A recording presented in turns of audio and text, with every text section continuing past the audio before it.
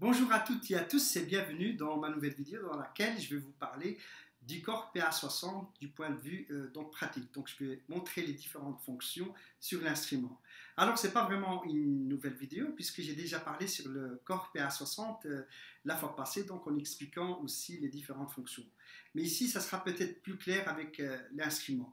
Et donc ici je rappelle tout simplement que le corps PA60 c'est un clavier arrangeur. Alors, arrangeur signifie qu'il fait partie de la famille des arrangeurs. Comme vous le savez, donc le corps, donc c'est PA. Donc ici, on a donc le PA 60. Donc PAP signifie professionnel. A signifie arrangeur.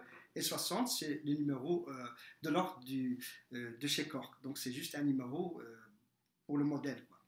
Et donc voilà, sur le corps donc PA60, on a un arrangeur. Donc avec l'arrangeur, on va pouvoir vraiment programmer sa rythmique personnelle. Donc avec, mais on va aussi lire une rythmique qui existe déjà sur le clavier. Par exemple, les rythmes qui sont d'origine sur le clavier, donc ce sont des rythmes qui sont donc dessus d'origine dans des ROM, mais l'arrangeur va pouvoir lire ces rythmes. Donc en fait, l'arrangeur a un double rôle. Donc il a un rôle de pouvoir lire les rythmes vraiment d'origine ou qu'on a importé via le lecteur de disquette, mais il a aussi le rôle d'enregistrer vraiment un arrangement qui est vraiment tout à fait personnel. Donc voilà, ça c'était pour le côté donc de l'arrangeur sur le clavier. Maintenant, on va passer donc le côté séquenceur. Alors le séquenceur, pour ceux qui ne savent pas, le séquenceur en fait c'est un magnétophone. Un magnétophone avec lequel on va pouvoir vraiment enregistrer notre jeu. Notre jeu signifie qu'on va vraiment enregistrer donc les accords qu'on joue avec la main gauche et le solo qu'on joue avec la main droite. Donc l'ensemble et simultanément va être enregistré par le séquenceur. Sur le corps PA60, en fait, on a un double séquenceur. Donc vraiment, on a la chance d'avoir vraiment un double séquenceur pour pouvoir vraiment s'enregistrer et vraiment s'entendre par la suite. Ça peut être d'ailleurs très utile quand vous faites par exemple une petite répétition, par exemple chez vous, ou bien avec des copains, ou bien vous avez donc cette possibilité de pouvoir vous enregistrer et vous entendre, afin vraiment de travailler votre oreille et votre musique. Donc ça, c'était le rôle du séquenceur. Mais ici, on a aussi d'autres fonctions sur le corps PA60. On a un éditeur de son. Alors un éditeur de son, comme son nom le porte, on va vraiment éditer un son. Donc éditer un son, ça veut dire qu'on va rentrer dans les paramètres et pouvoir donc modifier certains paramètres pour pouvoir modifier ce son. Ou aussi vraiment voir vraiment dans l'éditeur en lui-même, donc voir les différentes fréquences qui sont appliquées, les filtres et tout ça, afin de vraiment modifier le son si on veut. Par exemple, on va prendre par exemple un son, un timbre, par exemple une trompette, un piano, et grâce à l'éditeur de son, on va rentrer dans les fonctions et on va pouvoir par exemple modifier la fréquence du son. Donc ça, c'est déjà un paramètre. Par la suite, on va appliquer des filtres, donc on va enlever certaines fréquences, on va en garder que d'autres. Et donc, on va modifier un petit peu le son d'origine pour pouvoir avoir quelque chose vraiment de personnalisé. On va aussi appliquer des effets, et donc on va modifier vraiment le son et avoir vraiment quelque chose de personnalisé, au même titre que l'arrangeur. Donc, on pouvait programmer nos propres styles, mais ici, on va vraiment programmer nos propres sons personnels, au même titre que l'arrangeur. Donc, l'éditeur de son, avec celui-ci, on va pouvoir vraiment modifier donc le son d'origine et obtenir un son qui est vraiment donc personnalisé. Par la suite, en fait, une fois qu'on aura travaillé le son, on a sur le clavier d'autres possibilités pour pouvoir vraiment donc le garder en mémoire dans des performances, c'est-à-dire que les sons qu'on a personnalisés au même titre que l'arrangeur, donc on a des mémoires qui sont spécifiques et on va pouvoir mettre ce son qui est vraiment modifié par rapport au son d'origine. Et donc voilà, le corps PA60 possède donc plusieurs mémoires et donc on a la chance de vraiment de pouvoir travailler les sons aussi au même titre que les arrangements sur le clavier. Donc ça c'était pour les trois fonctions principales au niveau du clavier. Alors maintenant je vais passer donc à autre chose, je vais passer pour la configuration studio. Alors ce qu'il faut savoir c'est que sur le corps PA60 on a des connectiques MIDI. Alors pour ceux qui ne savent pas, les connectiques MIDI, donc on a des connecteurs d'entrée et sortie, donc des petites bornes d'entrée. On va pouvoir vraiment câbler sur une carte son et pouvoir vraiment exploiter le clavier donc en clavier maître, en clavier pilote. Alors pour cela, il y a plusieurs choses qui sont à faire en fait dans le clavier. En fait, dans le clavier, il y a une fonction qui s'appelle local et dans la fonction locale, il faut la mettre sur off. Pourquoi? Parce qu'en fait, le clavier, si on ne la met pas sur off, si elle reste sur on, ça veut dire qu'on va générer vraiment les sons qui sont du clavier, donc du générateur du son qui se trouve sur le clavier. C'est lui qui va vraiment produire les sons, les ondes et tout ça. Il y a un générateur qui va produire tout ça. Et donc, c'est pour ça qu'on entend, par exemple, les différents sons d'origine du clavier, parce qu'il y a un générateur de son qui est à l'intérieur. Mais quand on va travailler, par exemple, en mode configuration studio, on cherche en fait vraiment à transformer le clavier en clavier maître, en clavier pilote. Et donc, on va couper cette fonction de générateur via cette fonction dans le menu qui s'appelle local. On va la mettre sur off.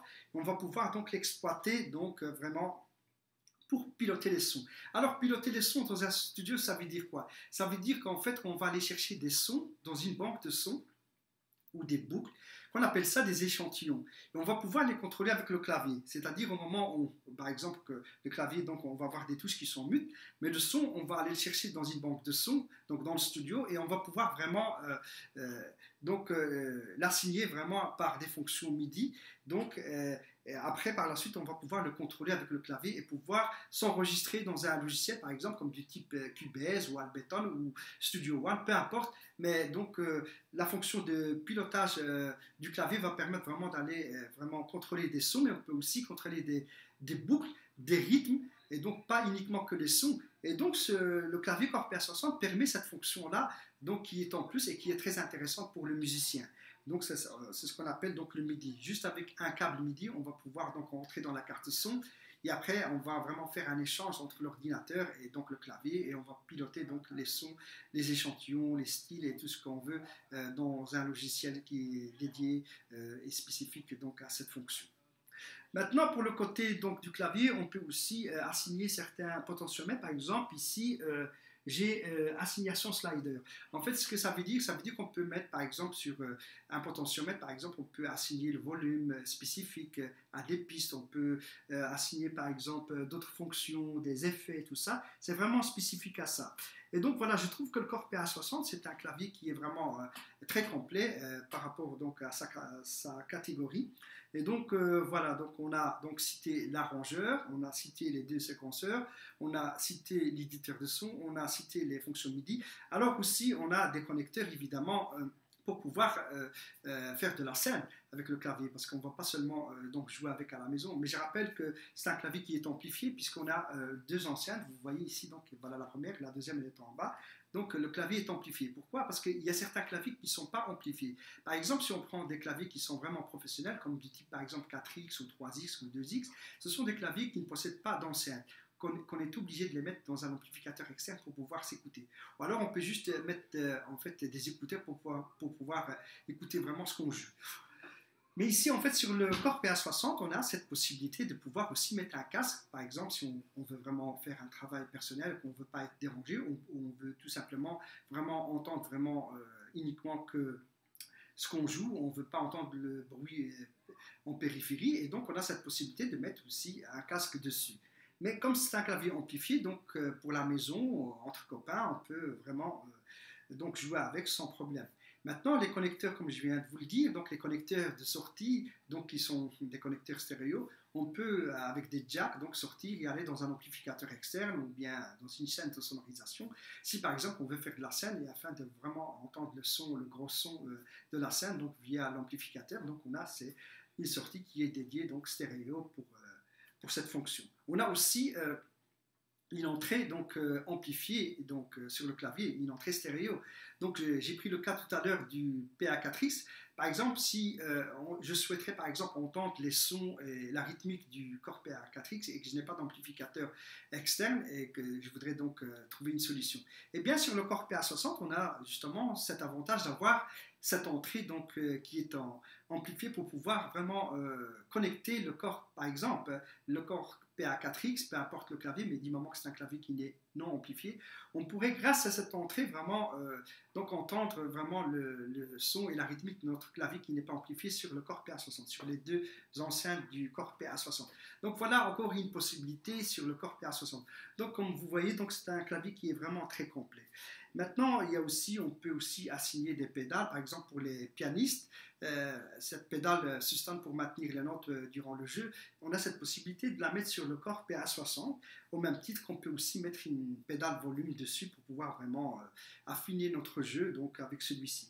Donc voilà, j'ai à peu près tout cité. Donc ici, on a un pitch ici pour pouvoir pitcher. Donc vous savez, les demi-tons, passer d'une octave à l'autre, donc grâce au pitch ici, qui peut aussi être programmable. Donc voilà, sur le clavier, donc on a l'écran avec différents menus avec lesquels on peut évidemment, comme je vous ai dit, rentrer vraiment dans les détails, dans des fonctions qui sont vraiment très utiles. Et surtout, si vous êtes un musicien créatif, vous avez cette possibilité d'entrer dans des paramètres et vraiment encore améliorer la rythmique et les sons du clavier. Donc voilà, je pense avoir tout dit sur le clavier. Donc c'est vraiment un clavier arrangeur et séquenceur. Donc le Korg PA60, c'est vraiment un très bon clavier parce que c'est un clavier que j'ai eu et que j'ai fait pas mal de choses avec. Et je le recommande si vous savez le trouver. C'est vraiment un bon clavier. Donc voilà, si vous avez des commentaires ou des remarques à me formuler, vous pouvez donc les faire en dessous de cette vidéo. Et donc, j'y répondrai donc à toutes les questions, que ce soit du point de vue artistique, au niveau, soit au niveau du clavier, soit aussi au niveau technique. Je peux aussi approfondir techniquement les différentes fonctions et c'est ce qui se trouve à l'intérieur du clavier. Je peux faire une vidéo qui est dédiée par rapport à l'électronique qui se trouve à l'intérieur et donc vraiment de parler des points forts et des points faibles aussi de l'électronique qu'il y a dans le clavier. Voilà, je pense avoir donc donné toutes les informations nécessaires pour un musicien pour pouvoir vraiment pratiquer le synthétiseur qui est le Korg PA60. Donc avec les différentes fonctions que je vous ai donc citées, avec celui-ci vous pouvez faire franchement pas mal de choses.